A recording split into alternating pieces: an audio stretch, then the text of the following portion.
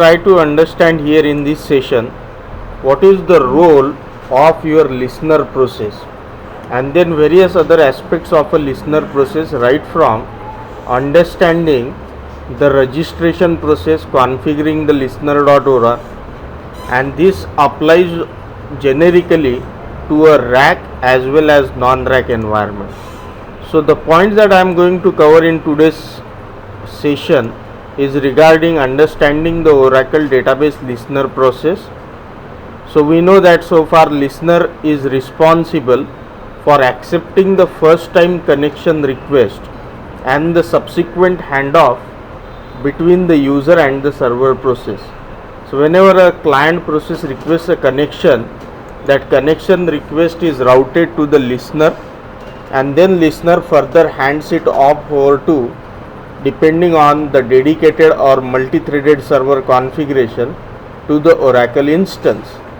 And once when the address is forwarded to the client can directly start interacting with the server process or with the dispatcher process, depending on whether you run a dedicated server connection or a multi-threaded server connection.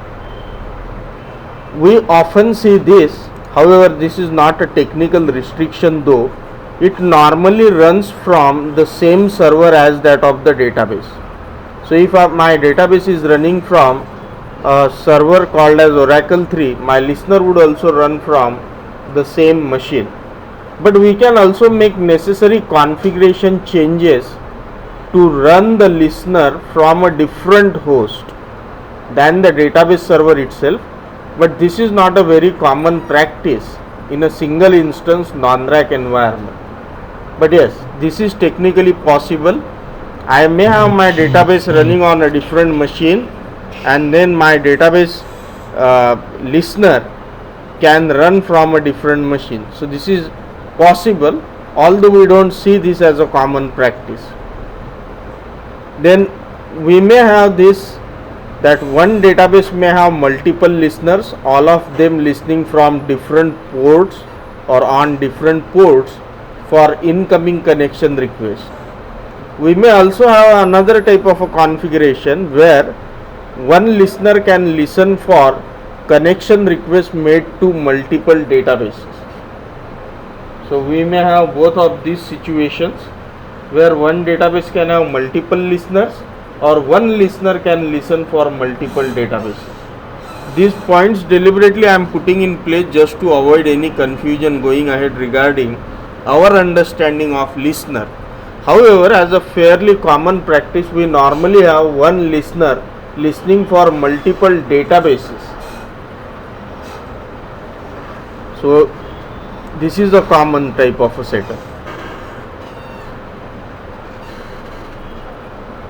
We normally may have one listener which can listen for multiple, on behalf of multiple databases, for incoming connection requests.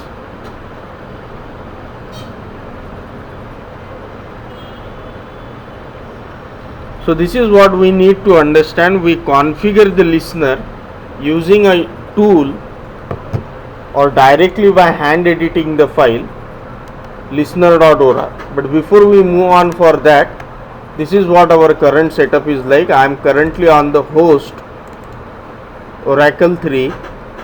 The platform that we are onto is a Linux platform. The Oracle home has been set up for this particular point, and my Oracle SID is set for test. So this is how the current environment is set up. To set up listener.ora, go to your network, Oracle home network admin directory, and edit the file. Now if you are comfortable editing this file with any text editor, that's good enough. But the normal recommended way of editing this file is only through a utility called as netmgr or netca. However, let me show you the listener.ora. All lines that starts with hash are all comment lines, and then we put in the address and the location where your listener is running in this format.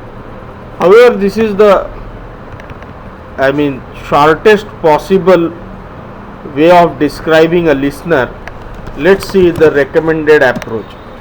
Recommended approach for configuring the listener is via the utility netmgr.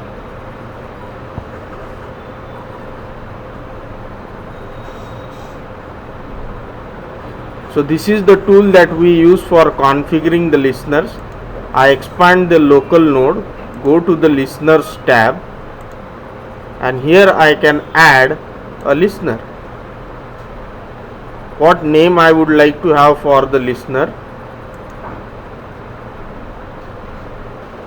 Then I need to select the listening location.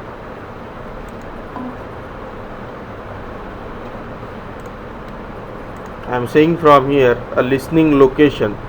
So this is the host, this is the protocol, and this is the port number from where I want to run my listener. Now this is the bare minimum way one can define a listener using. So the default port of the listener is always 1521, and when a listener qualifies these two things, it is called as a default listener. If the protocol is TCP and port number is 1521, then we call such a listener as a default listener.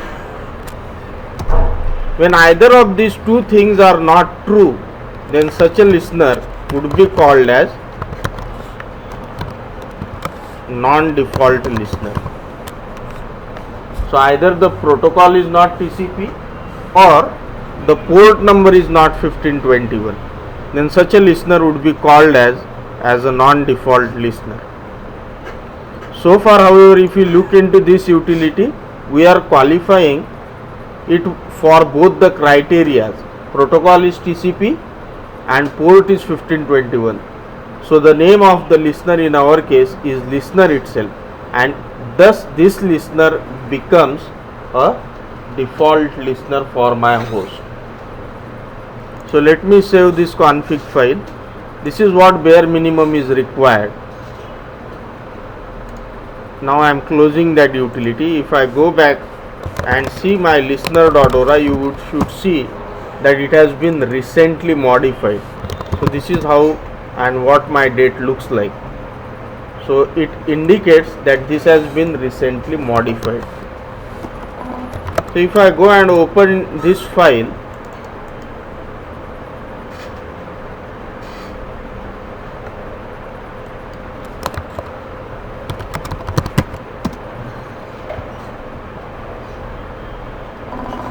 this is how my listener looks like. So I have only defined the bare minimum settings in my listener.ora, which only describes in this typical format: address is equal to, protocol equal to TCP, host on which I would like to run this listener, I am on to Oracle 3. So my listener is also running on to Oracle 3, and port number is 1521. Next thing is to start the listener, which we start using by saying lsnrctl start followed by the name of the listener, which is optional if the name of the listener is listener itself. If you are using any other name other than listener, then listener name is mandatory. So I am not putting any listener name since the name of the listener is listener itself. Now if you look into this one, I have started my listener, which is currently running on to Oracle 3. Port number is 1521. I can readily verify it by saying lsof -i TCP:1521. So this command would give me who is actively listening on port number 1521 using protocol TCP. That would provide me the details of the PID of the OS process that is currently listening on this port, and I see this is the one that I am interested in. So currently it's in a listening mode. So to see what is this process, I say ps-ef and grep of that process. So that indicates it's my listener process. Now once a listener is started, you can check the status by saying lsnr ctl status, and I can see that automatically my instance has registered itself with this listener. So the listener is already aware about the database test. So the responsibility of registering a running instance with the default listener on that host is with the pmon process of that instance. So who has done this registration is the pmon process, and that's how when I say lsnr ctl status, I can see that my listener is aware about an instance with the name test running on the same host. If it's not aware, if pmon is taking some time for doing the registration, you can do that registration manually by saying alter system register.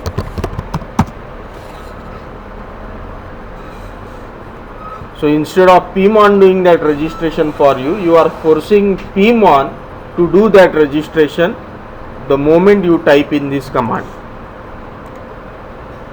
So this is what we know now. So pmon is responsible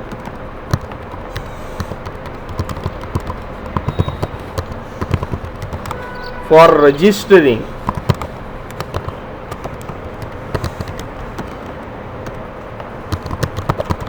the instance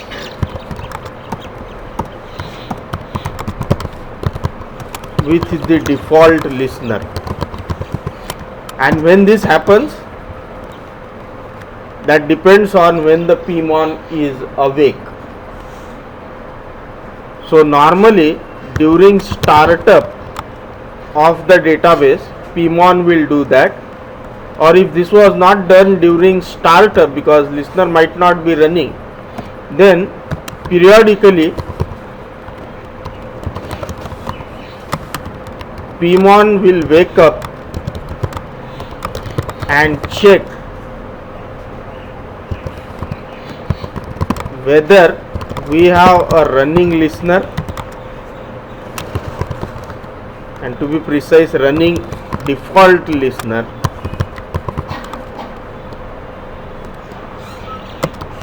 on the same host,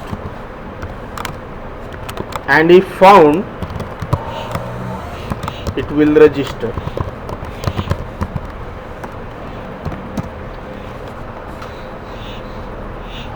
Clear?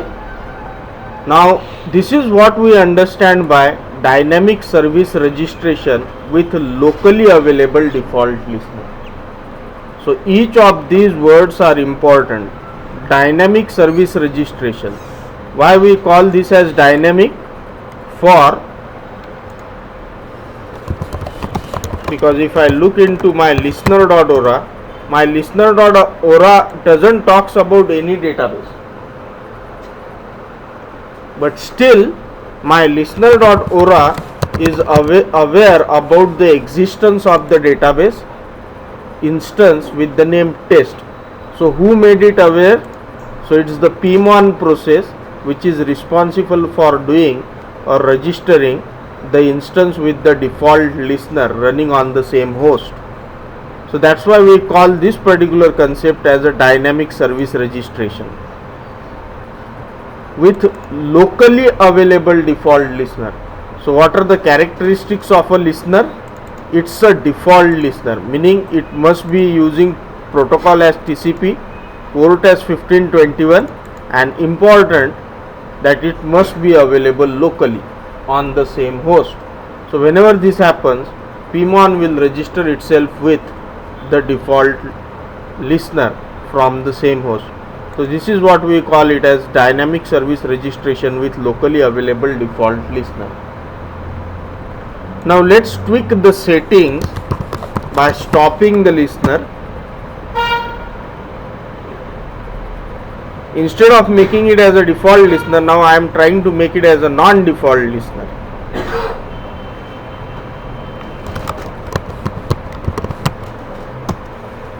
Now if I change either of these settings, either the port or the protocol, my listener becomes a non-default listener. So when either port is not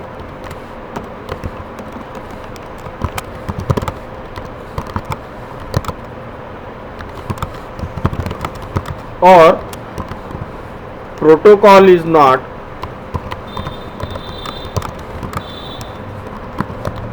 then this becomes your non-default listener. But in our case it's running locally on the same host. So we in our case have that listener running onto the same host. Now how will pmon register? Let's see. Now I have made the necessary changes and then I start up my listener. Then I check with lsnrctl status command. Now my listener is not aware about any database with the name test. I try to do a forceful registration by saying alter system register, and then I go and check. Now is my listener aware? Still it is not aware. So either by command or by bouncing the database or waiting for a long time for pmon to do the dynamic service registration, it will not work until your listener is a default listener. But in our case the current configuration is a non-default listener. So that's why the dynamic service registration concept is not working. Let's try bouncing the database, whether to see a dynamic service registration, does it happens or it still doesn't work. Because we said during startup of the instance or periodically, pmon will wake up and check whether we are registered with the current listener. But in this particular case the listener is a non-default listener. Now I want to start up the instance just to make sure whether pmon can register or whether the dynamic service registration fails.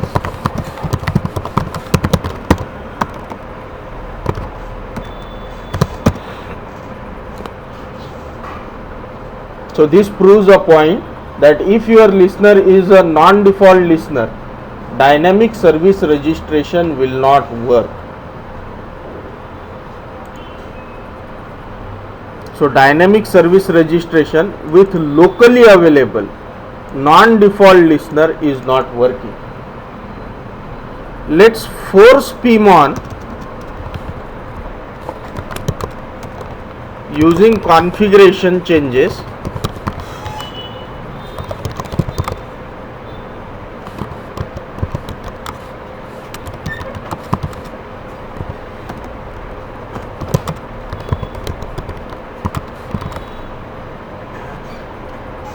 So using some configuration changes, we are tweaking the pmon's behavior to register the instance with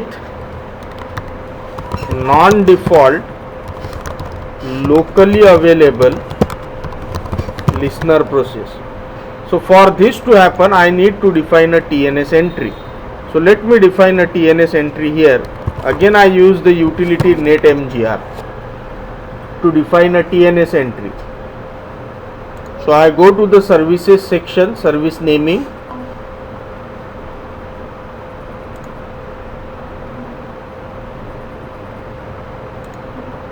then I add a service here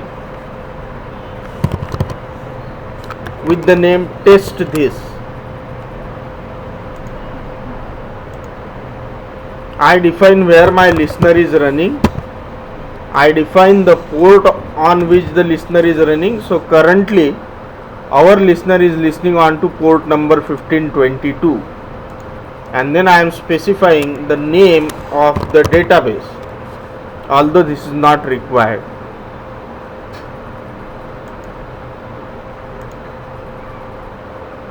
So this is what net service name I have created, test this, which connects to the database with the service name test, and the listener for this particular database is running on Oracle 3 is a non-default listener since it's running on to port number 1522.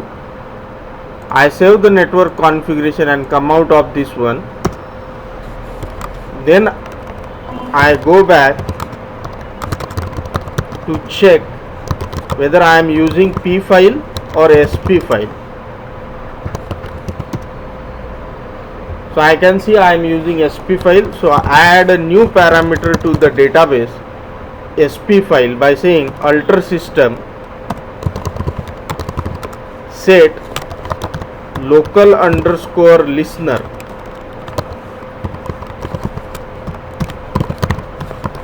and the TNS entry that I have created. System is altered.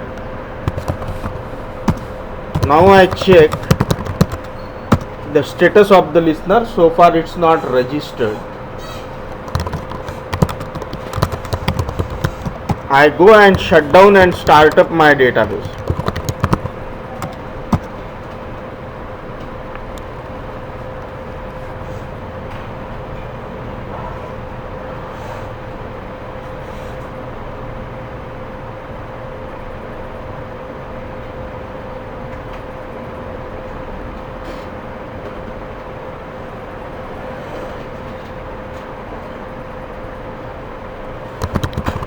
Now during startup, Pmon will check is there a default listener running on the same host. In our case, no, it's not running. Then it will check do we have a parameter called as local underscore listener defined. Now in this case, yes, local underscore listener parameter is defined and the value that we have assigned is the name of the TNS entry test this. So Pmon will try to find out what is the endpoint of test this. By endpoint I understand where is it taking me, Oracle 3 and port number 1522. Then it will go to this location and will register the current instance to whatever listener is available at this location. Let's verify. Clear? So now Pmon has registered that instance with a non-default listener.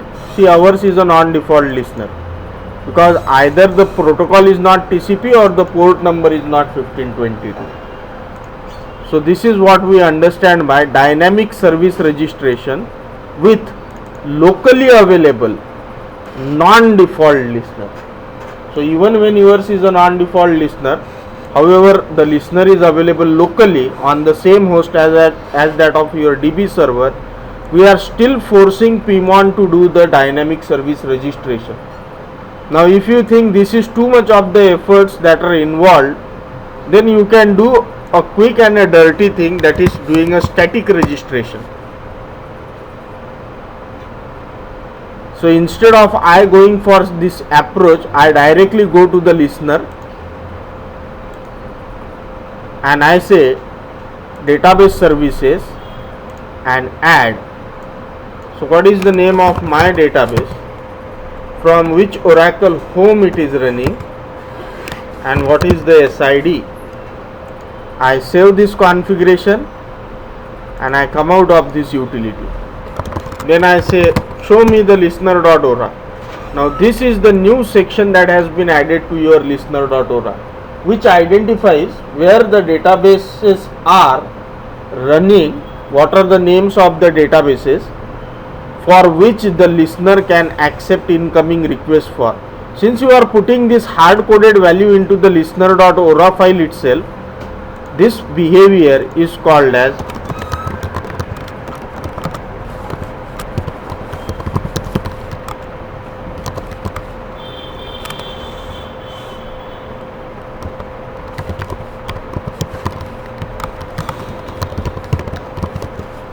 static registration.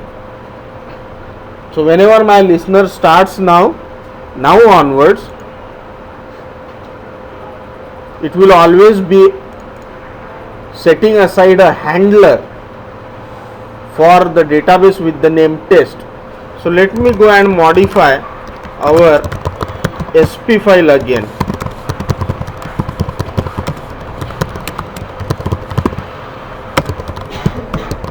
I am removing the parameter.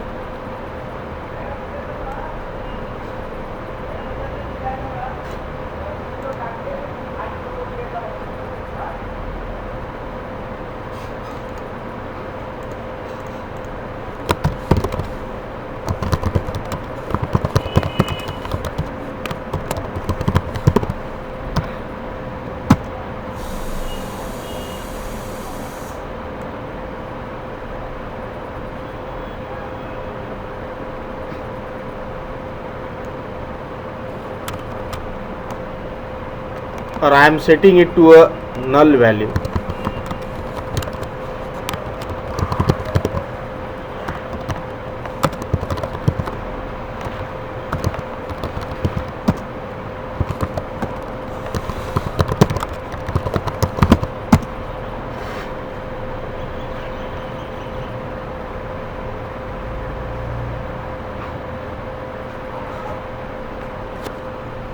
Earlier, before I did these changes, some of the things that you may like to observe: instance is test, status is ready, has one handler.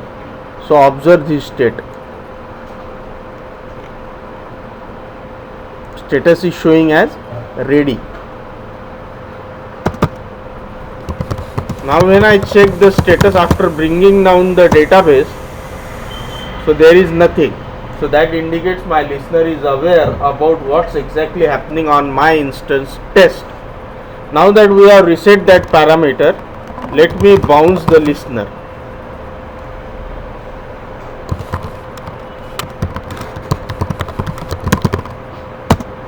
And you will immediately see what is the difference now.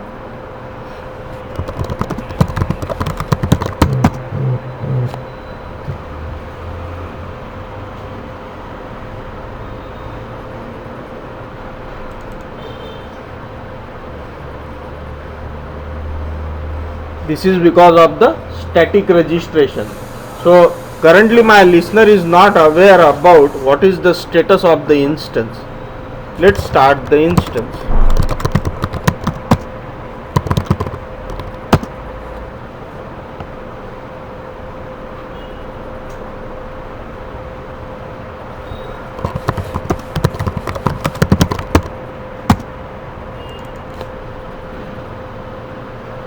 So when it comes to a static registration, your listener might not be aware about what is the current state of the instance until someone connects.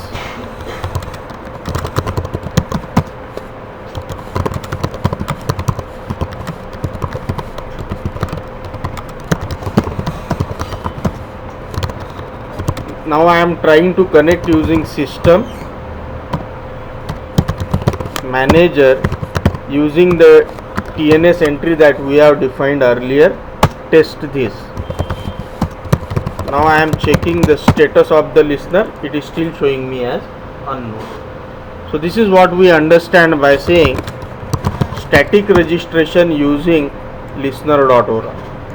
Now if you have multiple databases running from the same host and this is the only listener available, you may have to add statically all those databases in listener.ora, which I don't feel as a recommended configuration. I wouldn't suggest. I would alternatively suggest if you can use a default listener, that way the admin overhead are reduced. So I am removing all those unwanted entries. So best thing is to put the port as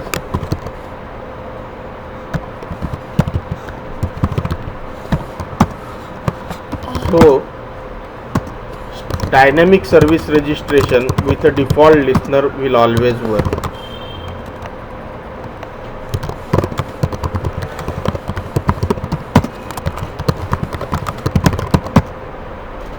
So still showing it as unknown because I have modified the file but I didn't bounce the listener.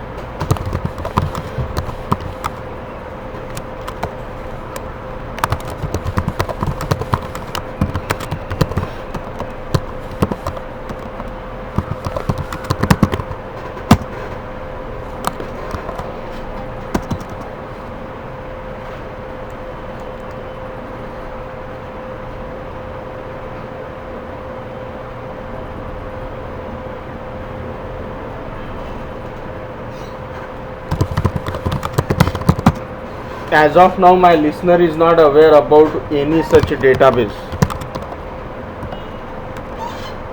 But if you see it was not able to bounce it because I changed the port in between. So let me kill this process and restart it once more. When I started it, the port number was 1522. Now I have changed the port number to 1521 without shutting down the listener.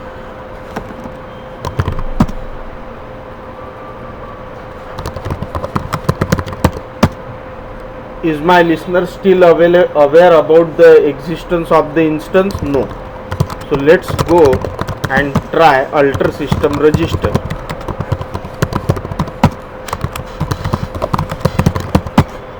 Is it still aware? No. So let's try to bounce the database.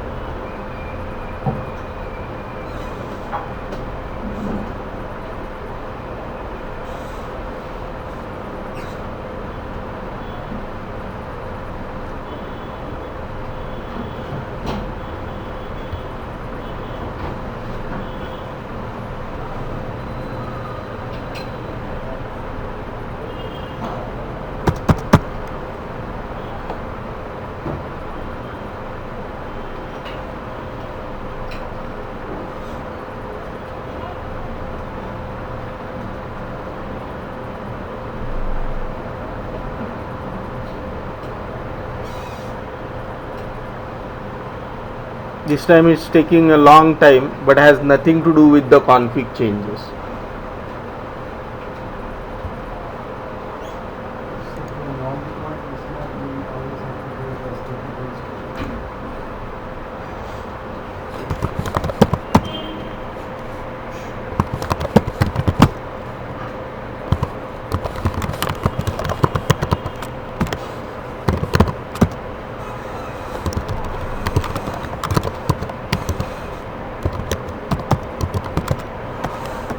It's going down. It's taking some time. In the meanwhile, I go to Oracle Home DBS directory and check it via SP file, how my SP file looks like from the parameter perspective listener. So currently it is set to a null value. So it's taking a long time. So I would rather like to queue up.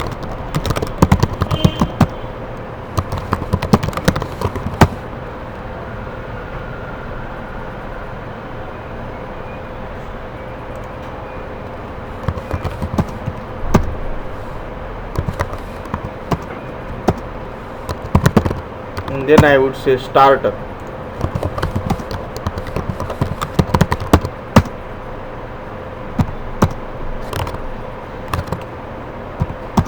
So the existence of that parameter in the file is causing some impact. So I need to remove that parameter somehow. So setting it to a null value is not just sufficient because my database is still not registered. And somehow it's still taking port number 1522. So could be the reason. But I believe we changed it.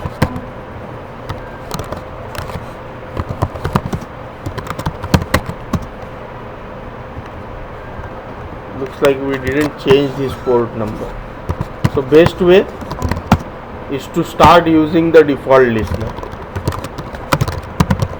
And now check with alter system register.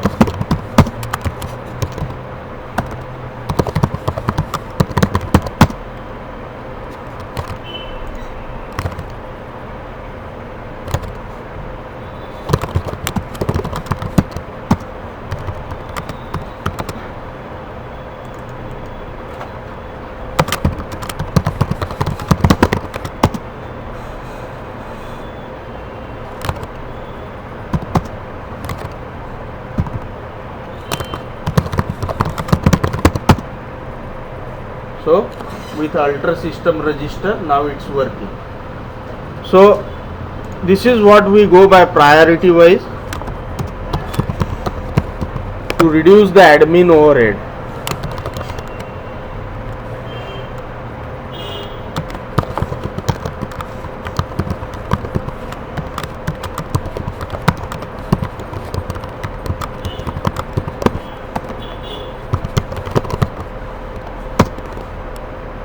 So prefer locally available default listener. So in that case you don't need to do anything. Any database instance that starts on the same host would automatically register with the default listener.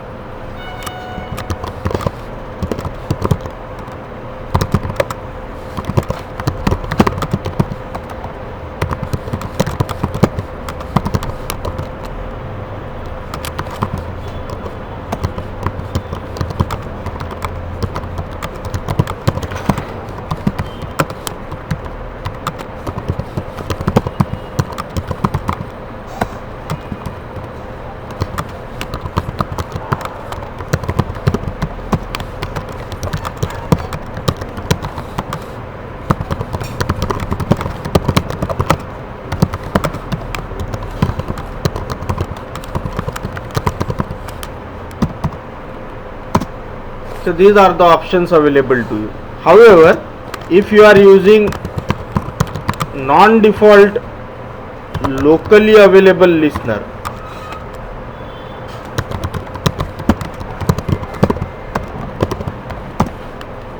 then you have two choices. Either use a TNS entry as a value for the parameter local underscore listener for dynamic service registration, or put a static registration in place.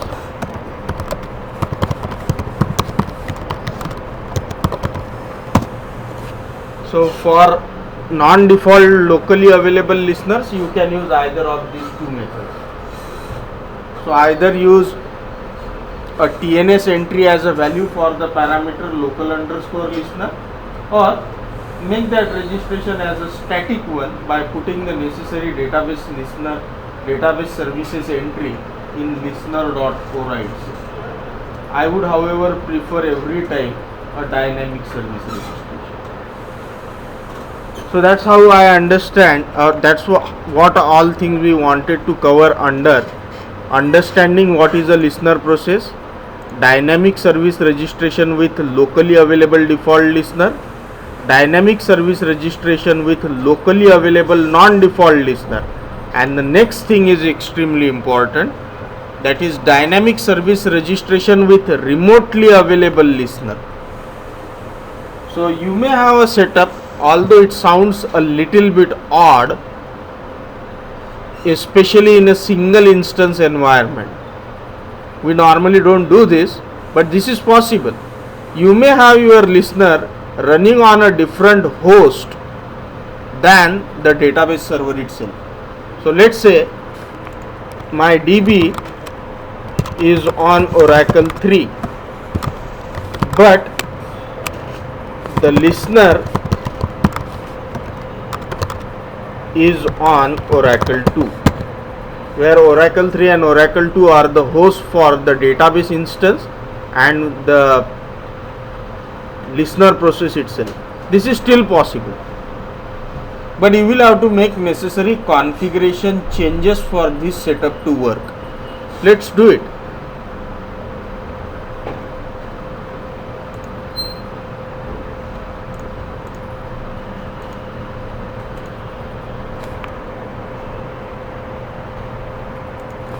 I am logging on to a host Oracle 2 where I would run my listener process.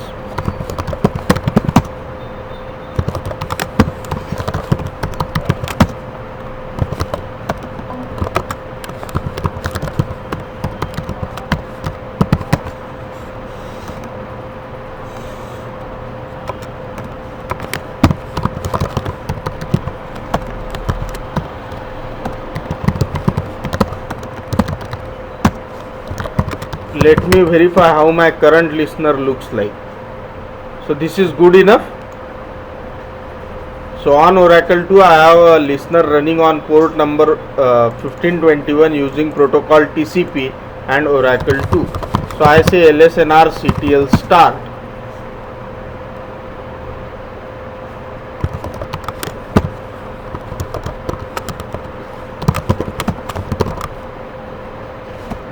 Let me change the port because looks like we already have one listener which is running on that port on this from the same host. So I am changing the port number to something else, and now I am saying LSNR CTL start.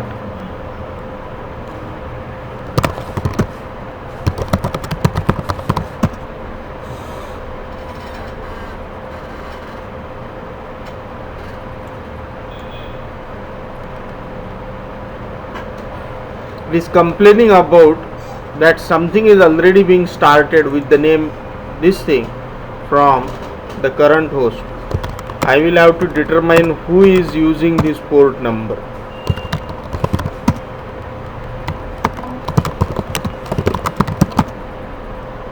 I see one listener is there, but from a different Oracle home though. Let's use that listener instead of we configuring our own listener.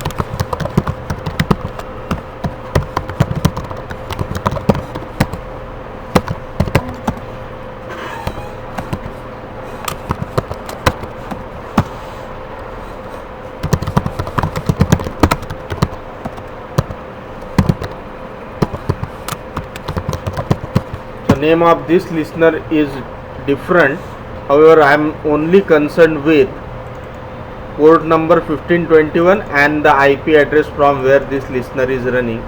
Ignore this line for the time being because this is a specially configured listener, but yes, we have a remote listener on this host Oracle 2 from the port 1521. So can I make use of this listener to get connected to a database which is on Oracle 3? Technically, yes, because there is no restriction as such that your listener always needs to run from the same host. I may configure a listener on a different host while my database is altogetherly on a different server. That is possible. But however, there are some setup things that we need to do.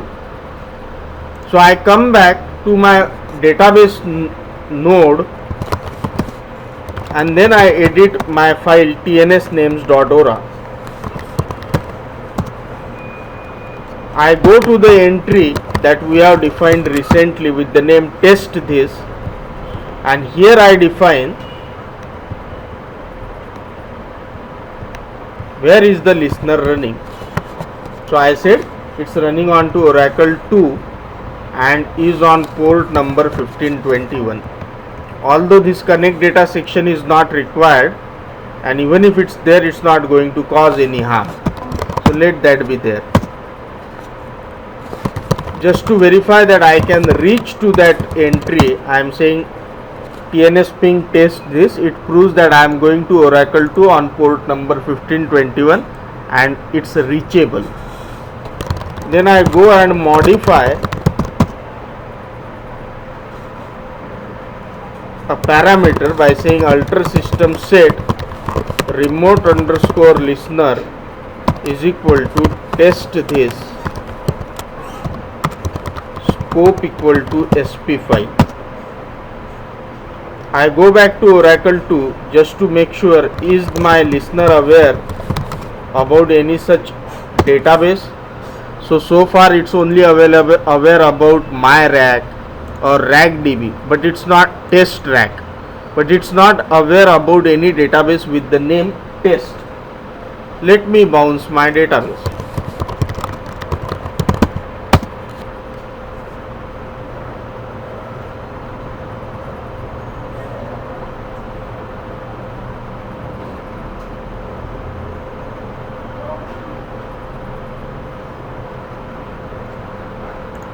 So let me capture this output.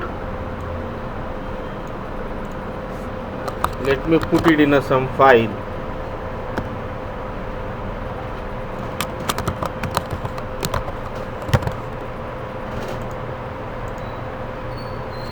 Now I say startup.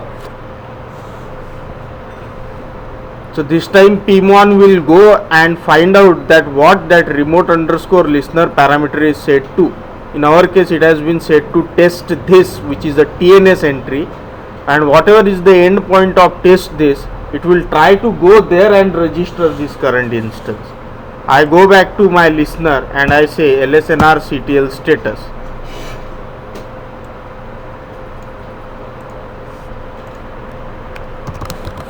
This was not there earlier. So my remote listener is also now aware about the database instance test, and it's aware and is ready to accept connection. So it's through a remote underscore listener parameter that I am forcing my listener to be on a different machine and still making it aware that I am running on a different host than you are. Now let's quickly verify the setup. Can I connect to this one? So I am saying SQL plus, just to make sure that I am not going through anything that is available locally. So I am showing you TNS ping test this. So where is my listener? At this location. Where is my database? On the current host.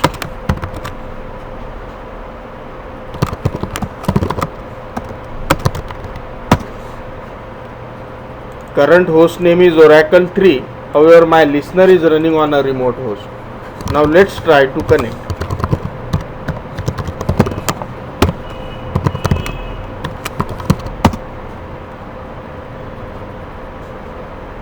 To obtain further details, I would say LSNR CTL services, name of the listener, and for test in particular I am interested in looking at how many connections are established.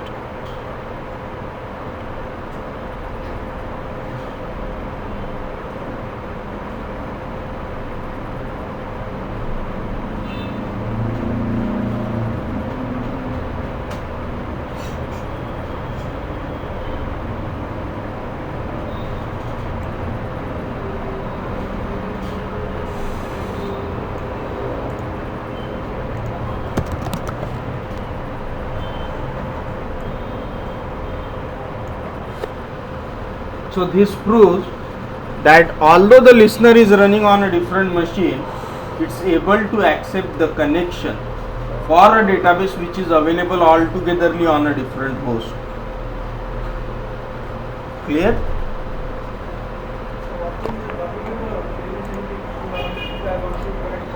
I will talk about the questions and answer session a little later because I am in between the video that I am currently recording. So all Q&A after this session.